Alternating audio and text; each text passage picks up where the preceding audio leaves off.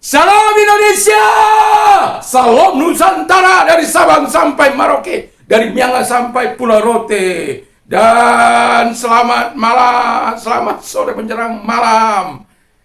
Tuhan Yesus memberkati. Senang bertemu dengan bapak-bapak, ibu-ibu, saudara-saudara yang kekasih, pemirsa semua kita. Senang bertemu dengan Anda melalui layar Android atau YouTube. Tuhan Yesus memberkati selalu.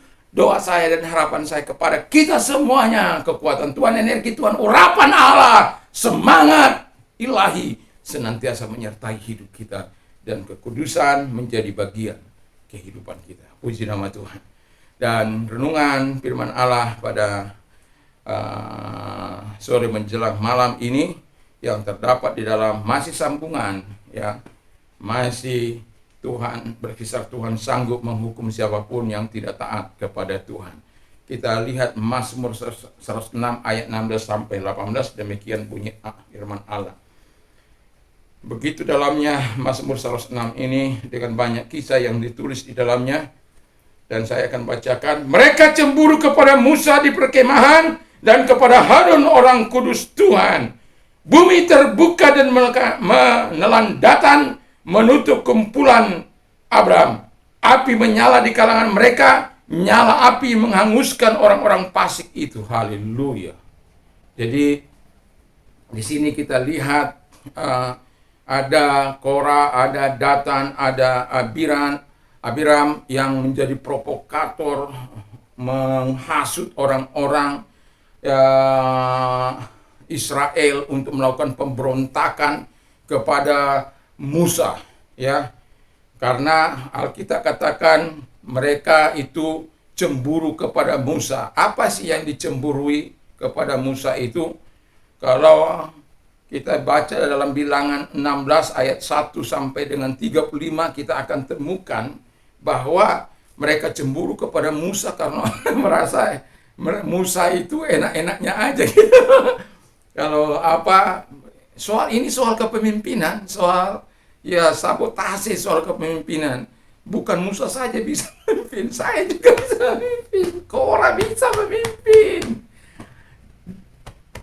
Datan bisa memimpin, Abiram bisa memimpin, bukan hanya Musa, orang Israel bisa. Ya memang semua bisa memimpin, tapi yang dipanggil Tuhan itu siapa gitu loh. Ya. Jadi ya ini masalahnya. Jadi mereka cemburu kepada Musa karena kepemimpinan. Mereka merasa merasa jealous lah. Kalau bertemu kok dia aja dengan Tuhan, kenapa nggak saya? Padahal kalau Musa sudah bilang kan dalam Ulangan Keluaran 20, di sana dikatakan bagaimana ketika Tuhan memberikan 10 firman Allah, lalu kemudian Tuhan Musa suruh untuk mendekat kepada jangan Musa aja yang pergi, nanti apa yang Tuhan katakan kami akan lakukan. Makanya Musa katakan begini, bahwa Tuhan itu datang untuk supaya hidup kita suci, takut akan Tuhan, selalu ada bersama dengan kita. Jadi kalau takut akan Tuhan ada dalam hidup kita, kita akan terhindar dari dosa. Tapi orang-orang Israel itu nggak mau gitu loh, selalu saja memberontak. Sore kemarin saya bilang dia ahli dalam memberontak. Ahli dalam bersungut-sungut, ahli dalam melakukan kejahatan. Aduh, nggak mau. Mungkin mereka ini inventor of evil. Penemu kejahatan. Ada saja yang dibuat celah untuk bisa menghakimi Musa. Lalu yang kedua dikatakan oleh Alkitab, cemburu kepada Harun. Harun ini kan imam, jabatan yang sangat penting di Israel pada waktu itu untuk memperantarai umat Tuhan dan Tuhan. Jadi Harun itu sebagai alat bagi Musa, ya, untuk menyatakan kebenaran-kebenaran firman Allah. Kita tahu bahwa jabatan imam itu adalah mempersembahkan korban kepada Allah, juga mengadakan doa syafaat, dan 3, memberi berkat. dan Datan, Bani Korah, Abiram itu, mereka merasa iri, merasa cemburu. Kok bukan saya? Kok hanya mereka saja? Kok keturunan keturunan kok keturunan Lewi saja? Apalagi semua dengan si masa perjalanan mereka 40 tahun itu terus dikendalikan oleh Harun, ya. Jadi mereka itu, waduh, nggak adil ini, nggak adil. Ya, saya mau bilang, nggak usahlah iri tentang keberhasilan orang lain. Kalau iri kita punya, irilah untuk hal yang baik. Kalau dia bisa, Tuhan, Kau berkati saya juga. Tuhan tolonglah. Tapi jangan iri untuk membenci orang tersebut. Jangan iri lalu memfitnah orang tersebut. Jangan iri. Banyaklah, ya. Jangan iri. Jangan. Jangan iri kepada siapapun, jangan iri. Ini kakak adik pun kadang-kala bisa iri satu dengan yang lain. Akhirnya berkelahi. Orang yang suka iri itu akan suka pertengkaran, akan suka melakukan apa yang bertentangan dengan kehendak Allah. Jadi kalau orang suka iri itu berbahaya. Dia bisa menjadi sumber petaka, sumber permasalahan. Yang situasi baik karena situasi suka iri, akhirnya terjadi pertengkaran. Kenapa cuma dia? Kenapa? Ya macam-macam lah. Mengapa? Gak usah suka iri. Ini orang Israel juga suka iri. Dan saya katakan Korah dan Datan, Abiram. Kalau kita baca saja Bilangan 16 untuk menunjukkan beberapa ayat kepada kita. Bilangan, saya sudah beri apa kok. Nah, Bilangan 16 ayat 23 sampai 35. Demikian firman Allah, tapi saya tidak akan bacakan semuanya. Maka firman Tuhan, ayat 23, maka firman Tuhan kepada Musa, katakanlah kepada umat itu, pergilah dari sekeliling tempat kediaman Korah, Datan dan Abiram. Lalu pergilah Musa kepada Datan dan Abiram dan para tua-tua Israel mengikuti dia. Berkatalah ia kepada umat itu, baiklah kamu menjauh dari kemah orang-orang fasik ini, dan janganlah kamu kena kepada suatu apapun dari kepunyaan mereka, supaya kamu jangan mati lenyap oleh karena segala dosa mereka. Yang sangat menyedihkan, ini yang sebenarnya saya sedihlah, ya. Ayat 27. Maka pergilah mereka dan sekeliling tempat kediaman Korah, Datan dan Abiram. Keluarlah Datan dan Abiram, lalu berdiri depan pintu kemah mereka bersama-sama dengan istrinya, para anaknya dan anak-anaknya, anak yang kecil. Sesudah itu berkatalah Musa, dari hal inilah kamu akan tahu bahwa aku diutus Tuhan untuk melakukan segala perbuatan ini, dan hal itu bukan dari hatiku sendiri. Ingat, bukan dari hatiku sendiri. Karena memang sudah terlalu super perbuatan penistaan. Kalau di sinilah, ini namanya penistaan agama. Kalau penistaan agama dilakukan, itu bagi Tuhan itu hukumannya mati. Tapi kalau ya udahlah, kita tidak usah campur-campur itu, ya.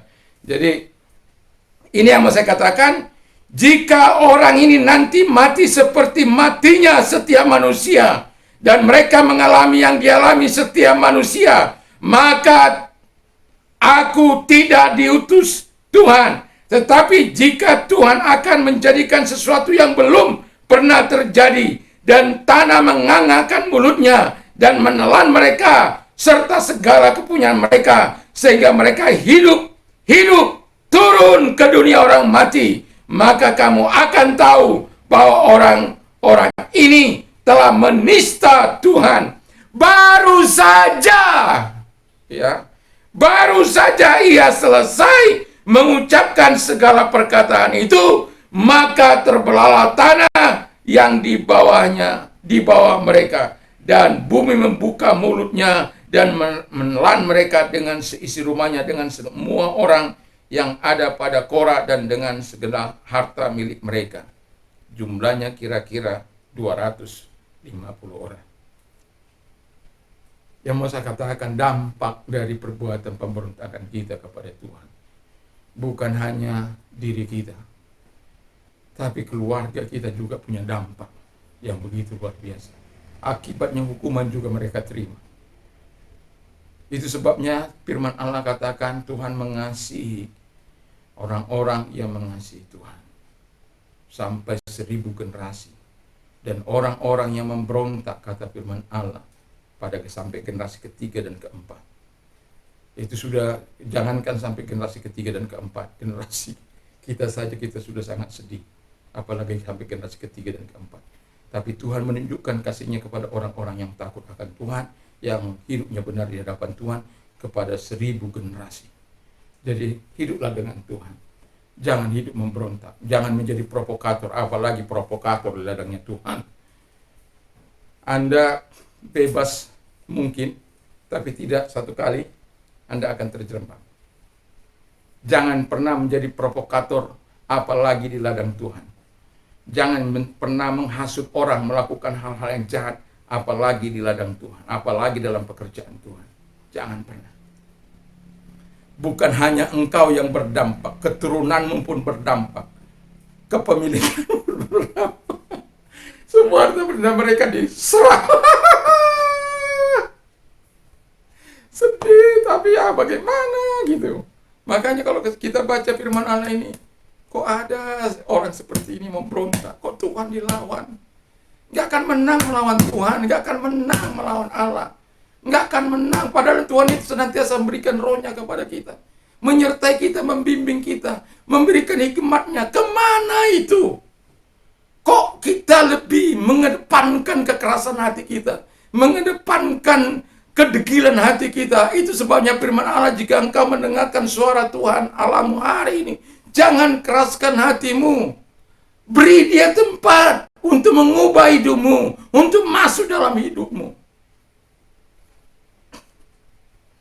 Dan yang keempat, api Tuhan menghukum para pemberontak yang lain. Masih pasal itu juga, dan mereka bersungut-sungut, oh kamu sudah matikan ini, sudah membunuh umat Tuhan. Orang datang api kemuliaan Allah, lalu mereka diserbu oleh Tuhan dengan api murka Allah. Dan Alkitab katakan 14.007 orang yang mati karena tulah Allah itu. Aduh,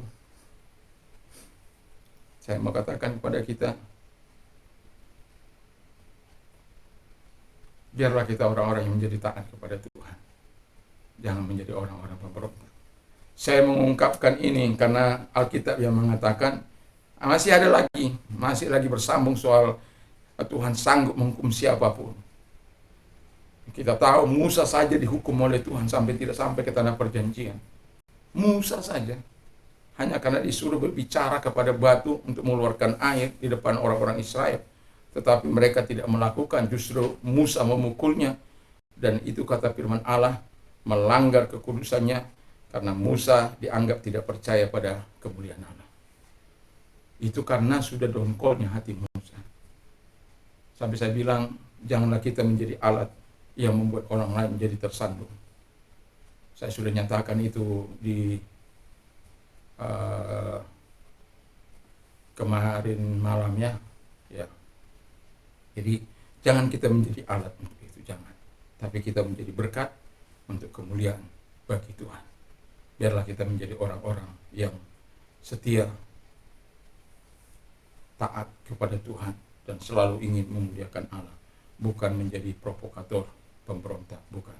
Tapi orang yang membawa orang-orang kepada kasih Tuhan, yang mau memberitakan kabar kasih karunia, bukan untuk membuat orang memberontak, tetapi untuk membuat orang-orang mengasihi Tuhan. Tuhan Yesus memberkati. Mari kita tunduk kepada kita berdoa. Terima kasih Tuhan, Tuhan berkati firman-Mu. Tuhan pakai kami semuanya sebagai alat-Mu untuk memuliakan Engkau Tuhan. Terima kasih. Kami juga Tuhan ajar untuk berdoa syafaat. Kami berdoa bagi semua orang-orang kudus-Mu, raja-raja, para pemimpin, dan semua orang usaha, apapun mereka, pekerjaan mereka, Tuhan memberkati. Dan kami juga berdoa Tuhan Yesus, agar Engkau menyatakan kebaikan-Mu bagi Presiden kami, diberikan hikmat, akal budi, kekuatan, kesehatan daripada Tuhan, sehingga beliau terus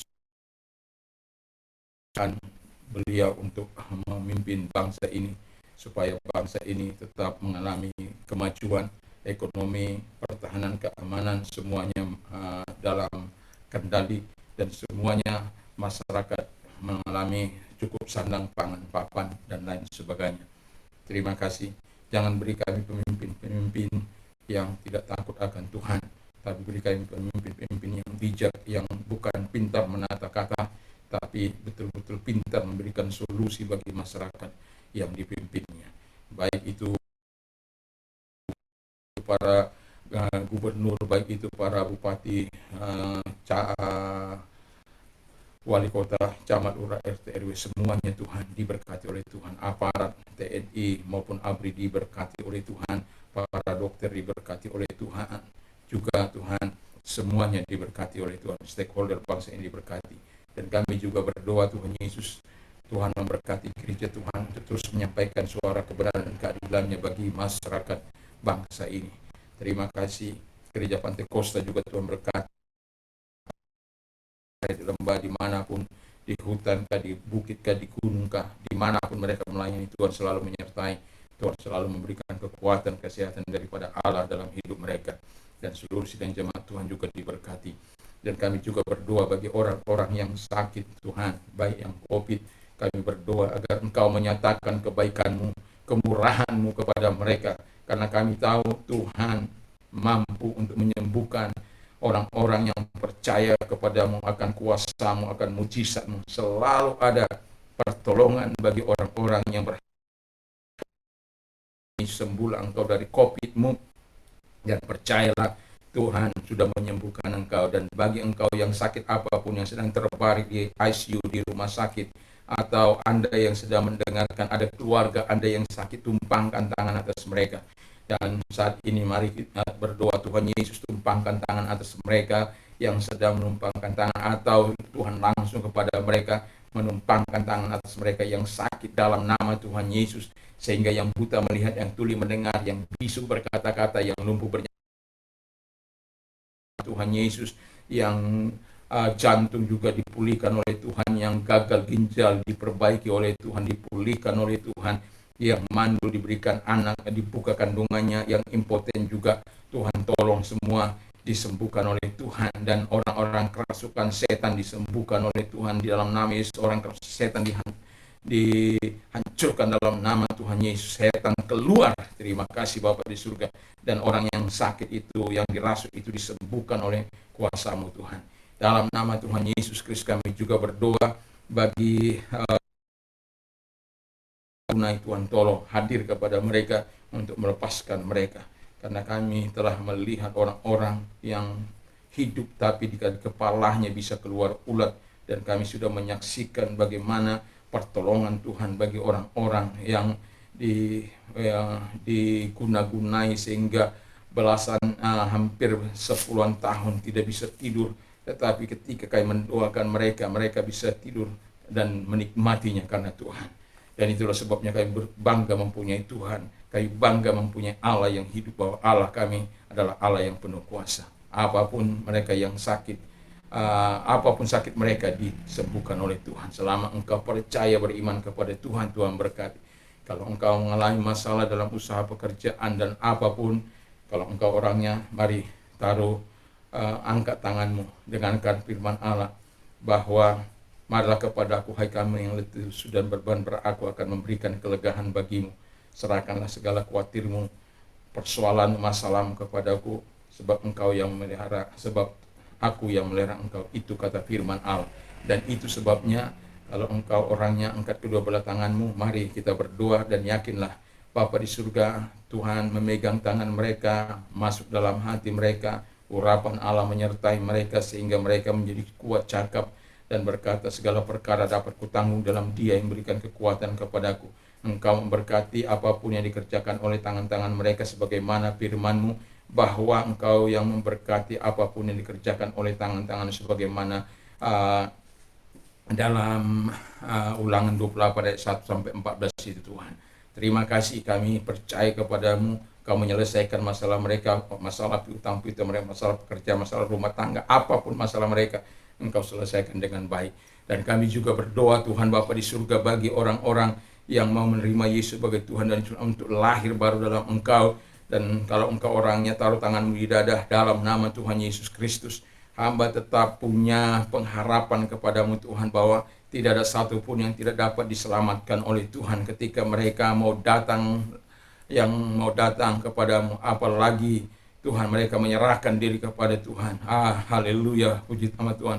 Kepada Saulus saja yang begitu berapi-api untuk memusnahkan sekte Tuhan itu, murid-muridmu atau umatmu Tuhan, Engkau mendatangi mereka, mendatangi dia dan mengubah menjadi alatmu.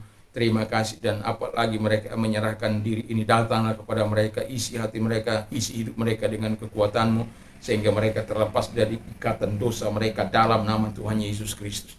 Dan kami juga berdoa Tuhan bagi orang-orang yang mau menerima Yesus sebagai Tuhan dan Juru Selamat. Kalau Engkau orangnya, dengarkan firman Allah, karena begitu besar kasih Allah akan dunia sehingga Ia mengaruniakan Anaknya yang tunggal, supaya setiap orang yang percaya kepadanya tidak binasa, melainkan beroleh hidup yang kekal. Dalam nama Tuhan Yesus Kristus, Engkau mengambil keputusan yang tepat dalam hidupmu. Dan kalau Engkau orangnya, taruh tanganmu di dada, mari kita berdoa. Tuhan Yesus, saya sadar saya orang berdosa, saya butuh Tuhan, ampuni segala dosa dan kejahatanku, sucikan hamba-Mu. Aku mengaku segala pelanggaranku di hadapan-Mu Tuhan. Di dalam nama Yesus, hamba membuka hati untuk-Mu Tuhan. Masuklah dalam hatiku, menjadi Tuhan, menjadi Raja dalam kehidupanku. Terima kasih, saat ini ku telah menerima hidup kekal dalam Tuhan Yesus. Dan kepada mereka yang generasi ini Tuhan, kami mempunyai gambaran yang jelas bagi orang-orang yang berada dalam kasih Tuhan, yaitu orang-orang muda yang walaupun kami tahu banyak orang-orang yang hidup tidak berkenan di hadapan-Mu, tapi kami selalu punya pengharapan kepada orang-orang muda untuk terus hidup bersama dengan Engkau, takut akan Tuhan, selalu menyertai mereka, penyertaan Allah menyertai, seperti Sadrak, Mesak, Abednego, Daniel, Nehemia, Esra juga itu, Yusuf. Mereka menjadi pemimpin di pemerintahan yang berhasil. Dan seperti pelaku-pelaku non formal seperti Abraham, Ishak dan Yakub. Dan kami juga berdoa Tuhan, seperti Ayub juga. Dan kami juga berdoa kepada mereka-mereka yang bergerak di bidang kerohanian seperti Samuel, Timotius dan Saulus dan lain sebagainya. Bapa di surga, jelas kami memiliki gambaran orang-orang yang betul-betul takut akan Tuhan, yang hidup mempermuliakan Engkau. Dan itulah harapan kami, sehingga apabila mereka kelak menggantikan kepemimpinan bangsa ini, mereka membawa Indonesia kepada kejayaan dan kemakmuran. Nama-Mu dipuji dan dipermuliakan. Terima kasih, kami bersyukur dalam nama Tuhan Yesus Kristus. Haleluya, haleluya, amin. Bagi Anda yang sudah menerima sebagai Tuhan dan Juru Selamat, selamat bagi kita. Saran saya, mari kita terus mengikuti aktif di dalam doa dan ibadah di gereja terdekat dari rumah Anda. Tuhan Yesus memberkati. Bagi Anda yang sudah menikmati pertolongan Tuhan, mari saksikan kemurahan Tuhan tersebut kepada rekan-rekan Anda, dan nama Tuhan dipuji dan dipermuliakan. Dan saya juga mengatakan, damai sejahtera Allah yang melampaui segala akal akan memelihara hati dan pikiranmu dalam Kristus Yesus. Berbahagialah orang yang mendengarkan firman Allah, yang menyimpan dan melakukannya dalam hidupnya. Iman timbul dari pendengaran firman Kristus. Apa saja yang orang lain ingin lakukan kepadamu, lakukan jugalah demikian kepadamu. Dan ingat, Allahku akan mencukupi segala kebutuhanmu menurut kekayaan dan kemuliaan dalam Kristus Yesus. Apa saja yang kau minta dan doakan, apa saja, maka hal itu akan diberikan. Percayalah, maka hal itu akan diberikan kepadamu. Dan bersukacitalah dengan orang bersukacita, menangislah dengan orang yang menangis. Puji nama Tuhan.